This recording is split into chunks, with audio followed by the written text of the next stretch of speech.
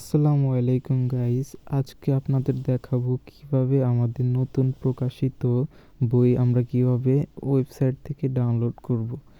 এজন্য আমাদের সবার প্রথমে একটি ওয়েবসাইটে প্রবেশ করতে হবে। এজন্য আমরা চলে যাব গুগল ক্রোমে যাওয়ার পরে আমরা সার্চ করব স্কুল স্কুল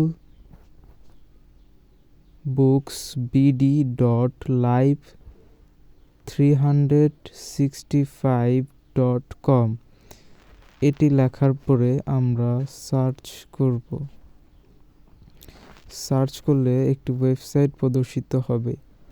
এই ওয়েবসাইট থেকে আমরা সকল ধরনের বই ডাউনলোড করতে পারবো। এখান থেকে আমরা